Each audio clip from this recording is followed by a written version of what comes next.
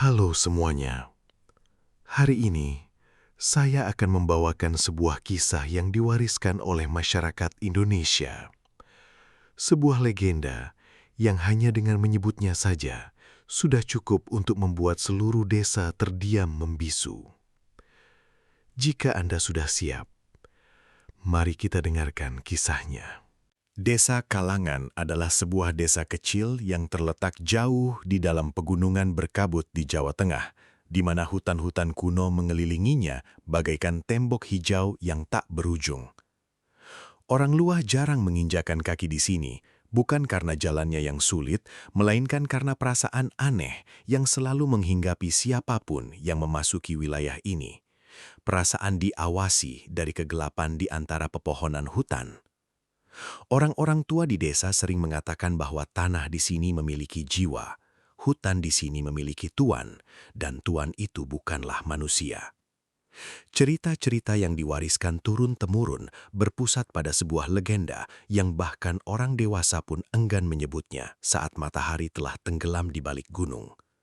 Kutukan penjaga lorong hitam, sebuah entitas yang hanya berani dipanggil penduduk dengan bisikan, seolah takut menyebut namanya terlalu keras akan menarik perhatiannya. Hutan Kalangan dilingkungi oleh lingkaran batu kuno, bongkahan batu yang tertutup lumut hijau dan diukir dengan aksara asing yang tidak bisa lagi dibaca oleh siapapun. Orang-orang percaya bahwa itu adalah segel dari para dukun kuno untuk mencegah sesuatu di dalam hutan melarikan diri keluar. Anak-anak di desa diajarkan sejak kecil untuk tidak melewati lingkaran batu, tidak memanggil nama siapapun di dalam hutan, dan jika mendengar suara tangis anak kecil, mereka harus menutup telinga lalu lari secepat mungkin. Tidak ada yang menjelaskan alasannya, namun semua orang patuh, karena mereka tahu bahwa orang-orang yang pernah penasaran tidak pernah kembali dalam keadaan utuh. Di desa tersebut, ada sebuah keluarga muda yang tinggal lebih dekat dengan hutan dibandingkan siapapun. Ardika, istrinya Sari, dan putri kecil mereka Melati. Mereka tinggal di sebuah rumah kayu yang terletak tepat di perbatasan hutan, di mana hanya dengan melangkah beberapa langkah saja sudah menyentuh batu-batu segel. Ardika adalah seorang tukang kayu. Ia memilih tempat ini karena kayu dari hutan Kalangan sangat bagus, dan ia percaya selama tidak masuk ke dalam hutan, semuanya akan aman. Melati adalah anak yang lembut, matanya selalu berbinar seolah sedang mendengarkan sesuatu yang tidak bisa didengar orang dewasa. Gadis kecil itu sering duduk di teras rumah, menatap ke arah hutan dengan tatapan penuh minat yang aneh, seolah-olah sedang berbicara dengan seseorang yang tak kasat mata. Suatu kali, Sari bertanya apa yang sedang dilihat anaknya. Melati menjawab bahwa ia mendengar suara seorang teman yang memanggilnya, seorang teman bernama Lara. Sari tersentak karena di desa tidak ada anak kecil bernama Lara, namun ia mengira itu hanyalah imajinasi anak-anak sehingga ia tidak memikirkannya. Namun sejak hari itu, Melati semakin sering menatap ke arah hutan, terkadang bahkan tersenyum ke arah kegelapan di antara batang-batang pohon yang membuat Sari merasa merinding. Suatu malam, kabut turun begitu tebal hingga orang tidak bisa melihat apapun selain warna putih yang samar di depan mata. Malam itu, Melati menghilang. Tidak ada suara, tidak ada jejak kaki, tidak ada tanda-tanda perlawanan. Hanya ada pintu belakang yang sedikit terbuka dan bau tanah lembab yang dingin berhembus dari hutan seperti nafas dari sesuatu yang sedang menunggu.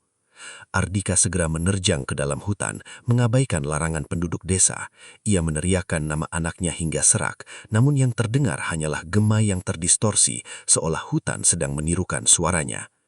Malam itu, penduduk desa mendengar suara siulan angin yang aneh, tawa anak kecil yang menggema dari kedalaman hutan, dan suara langkah kaki yang berlari di sekitar rumah-rumah dekat hutan. Tidak ada yang berani membuka pintu. 3 hari kemudian, saat semua orang mengira Ardika telah mati di dalam hutan, ia kembali. Ia berjalan tanpa alas kaki, pakaiannya compang-camping, wajahnya pucat pasih seperti orang yang kehabisan darah. Namun yang paling menakutkan bagi penduduk desa adalah matanya. Kosong, tanpa jiwa, seolah ia telah melihat sesuatu yang tidak seharusnya dilihat manusia. Di tangannya, ia mendekam sebuah benda dibungkus kain hitam. Tidak ada yang tahu apa itu, dan ia tidak membiarkan siapapun menyentuhnya. Ia hanya bergumam bahwa ia telah melihatnya, bahwa itu menjaga anaknya, bahwa itu ingin menukar sesuatu yang lain. Sejak hari itu, suara-suara aneh terus didengar di rumah Ardika. Suara langkah kaki kecil berlarian di sekitar rumah, suara tawa anak kecil namun terdistorsi seolah ditarik panjang, suara ketukan pintu di tengah malam namun tidak ada saat dibuka, suara bisikan tepat di belakang telinga meskipun sedang sendirian di dalam kamar. Sari panik. Ia memohon kepada suaminya untuk meninggalkan rumah itu, namun Ardika hanya mendekam erat benda yang dibungkus kain hitam dan berkata bahwa jika pergi dari sini, itu akan marah.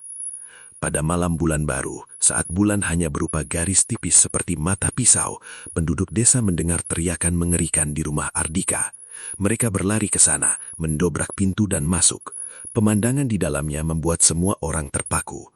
Sari terbaring pingsan di lantai, wajahnya pucat pasih, mulutnya masih terbuka seolah teriakan terhenti di tengah jalan.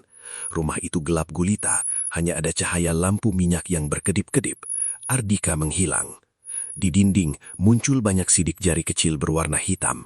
Itu bukan sidik jari anak kecil biasa. Jari-jarinya berluar biasa panjang, bengkok, seolah bukan milik manusia.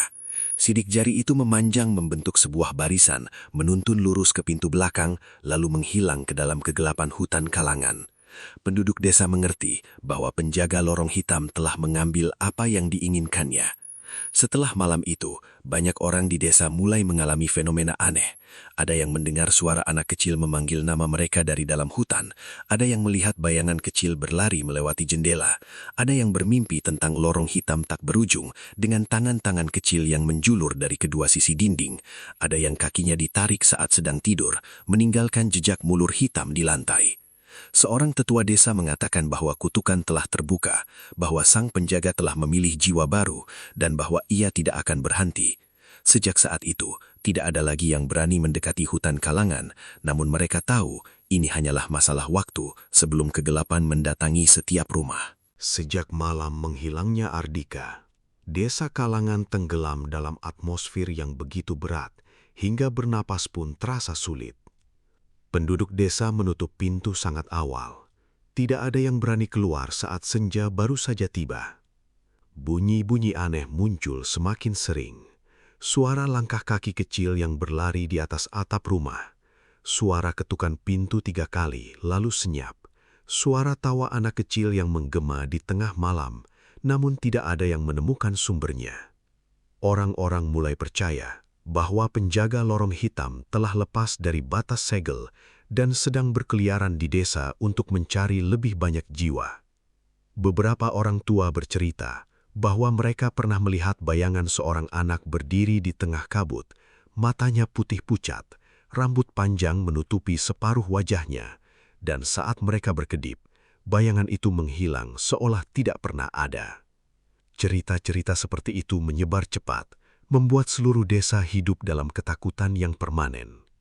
Sekitar sebulan setelah peristiwa keluarga Ardika, sekelompok pemuda dari kota datang ke desa Kalangan untuk membuat film dokumenter tentang legenda rakyat. Mereka muda, berani, dan tidak percaya pada hal-hal mistis. Di dalam kelompok itu ada Raffi, seorang pria asal Jakarta, yang terkenal keras kepala dan suka membuktikan bahwa semua cerita hantu hanyalah produk imajinasi. Saat mendengar penduduk desa menceritakan tentang kutukan tersebut, Raffi tertawa berhahak-hahak, mengatakan bahwa itu hanyalah cara orang zaman dulu menakuti anak-anak agar tidak lari ke hutan. Penduduk desa tidak mendebat, hanya menatapnya dengan tatapan kasihan, seolah mereka sudah tahu apa yang akan terjadi. Malam pertama kelompok pemuda itu mendirikan tenda di dekat hutan Kalangan. Kabut turun begitu tebal hingga cahaya senter pun tidak mampu menembusnya. Raffi duduk di depan tenda sambil minum kopi dan mengejek cerita-cerita yang disampaikan penduduk desa. Namun, saat jam menunjukkan hampir tengah malam, ia mendengar suara langkah kaki kecil berlari di sekitar tenda. Awalnya ia mengira itu adalah binatang, tapi suara langkahnya terlalu ringan, terlalu beraturan, persis seperti anak kecil yang sedang bermain lari-larian. Raffi menyalakan senter, menyorot ke arah kegelapan di depannya. Cahayanya menyapu batang-batang pohon, lalu berhenti pada sesosok bayangan kecil yang berdiri membelakanginya. Rambutnya panjang, mengenakan gaun putih yang sudah tua, dan tangannya hitam pekat seperti direndam dalam lumpur. Raffi mengira salah satu temannya sedang bercanda, namun saat ia memanggil, bayangan kecil itu tidak bereaksi. Ia hanya berdiri diam, kepalanya sedikit miring ke satu sisi seolah sedang mendengar sesuatu dari dalam hutan. Raffi melangkah mendekat, dan tepat pada saat itu, bayangan kecil itu perlahan menoleh. Wajahnya tidak lagi berbentuk manusia. Matanya putih pucat, tanpa pupil hitam. Mulutnya memanjang hingga ke telinga, seolah robek oleh kekuatan tak kasat mata. Ia menatap Raffi, lalu mengangkat tangannya, menunjuk ke arah kedalaman hutan. Tepat pada momen itu, tanah di bawah kaki Raffi bergetar pelan, seolah ada sesuatu yang merayap naik dari dalam bumi. Sebuah retakan hitam terbuka, tidak besar, namun cukup untuk membuat udara di sekitarnya menjadi dingin membeku. Dari dalam retakan itu, sebuah suara berat bergema, tidak jelas apakah suara manusia atau suara angin, namun setiap katanya seperti masuk langsung ke dalam kepala Raffi. Kematian yang telah memasuki kutukan harus tetap tinggal. Raffi panik dan mundur, namun kakinya ditarik dengan kuat oleh kekuatan tak kasat mata. Ia jatuh ke tanah, mencoba berpegangan pada akar pohon namun sia-sia. Jari-jari kecil berwarna hitam menjulur dari retakan itu, mencengkram kakinya, menariknya ke bawah. Ia berteriak, teriakannya bergema di seluruh hutan, membuat teman-teman sekelompoknya terbangun dan berlari menghampiri. Namun saat mereka tiba di lokasi, Raffi telah hilang. Hanya tersisa noda mulur hitam yang berceceran di atas tanah, dan bau tanah lembab yang dingin, persis seperti malam saat melati menghilang. Keesokan paginya, penduduk desa menemukan kelompok pemuda itu tergeletak pingsan di dekat hutan. Semuanya selamat, hanya Raffi yang tidak ada. Saat sadar, mereka bercerita bahwa mereka mendengar suara tawa anak kecil bergema sepanjang malam, bisikan tepat di samping telinga, dan kadang-kadang mereka melihat bayangan seorang pria muda berdiri di tengah kabut, matanya putih pucat, mulutnya bergumam kata-kata yang tidak masuk akal. Penduduk desa tidak terkejut, mereka hanya menggelengkan kepala, mengatakan bahwa Raffi telah dipilih, sama seperti Ardika sebelumnya. Sejak hari itu, orang-orang mulai mendengar suara langkah kaki dan tawa yang terdistorsi di sekitar hutan setiap malam. Beberapa orang bersumpah bahwa mereka melihat bayangan seorang pria muda berdiri di tengah hutan, matanya putih pucat, mulutnya bergumam kata-kata yang tidak masuk akal. Persis seperti kata-kata Ardika tahunan lalu. Penduduk desa percaya bahwa penjaga lorong hitam telah memilih penjaga baru, dan kutukan itu tidak akan pernah berakhir.